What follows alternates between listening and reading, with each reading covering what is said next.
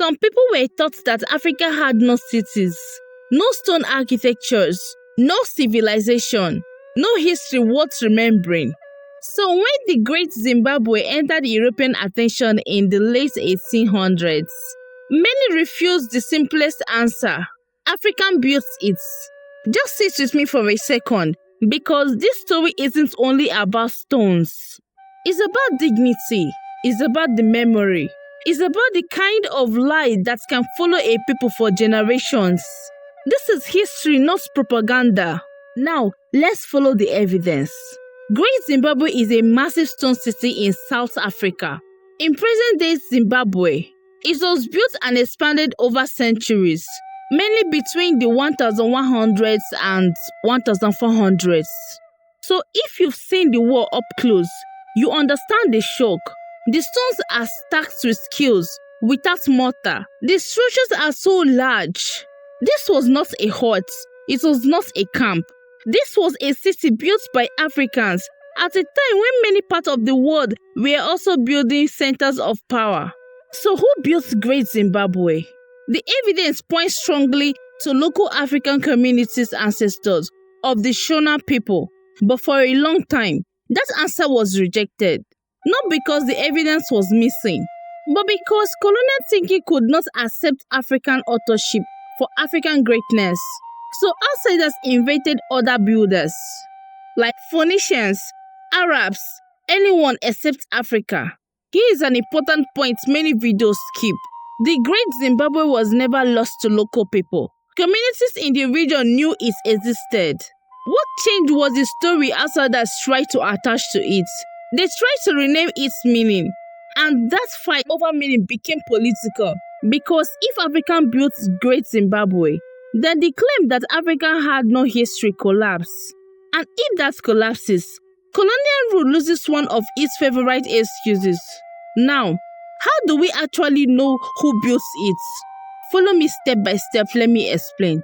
Firstly, the time period. Serious archaeological work showed the city was medieval in age, not ancient biblical time, and not the work of mysterious outsiders. Second, the culture of the ground. Archaeologists found local pottery styles, everyday objects, and settlement patterns that fit the regions of African history.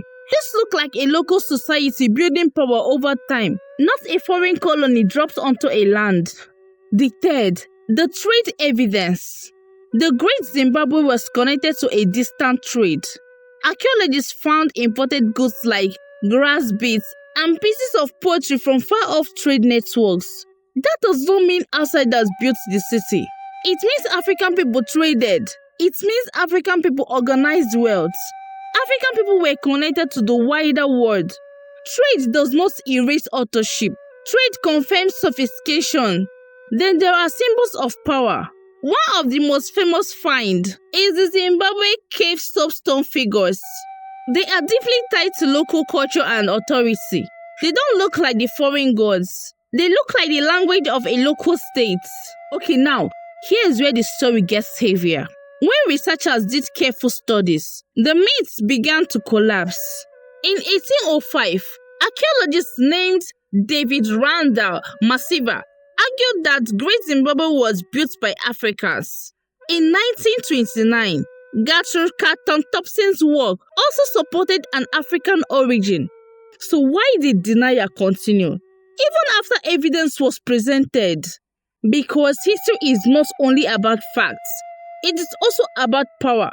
For colonial rule, African achievement was dangerous. It raised questions nobody wanted to answer.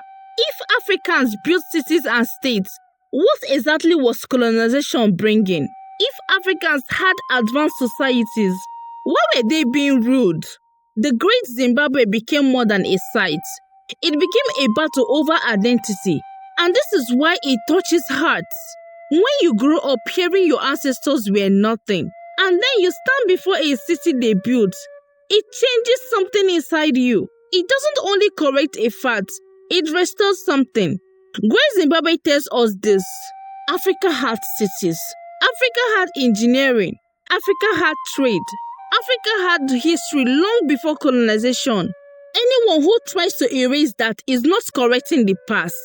They are protecting a story they need you to believe. Next episode, we can go deeper. How Great Zimbabwe became rich through trade and why it eventually declined. If you want African stories told clearly with dates, map and receipts, subscribe. I will see you there.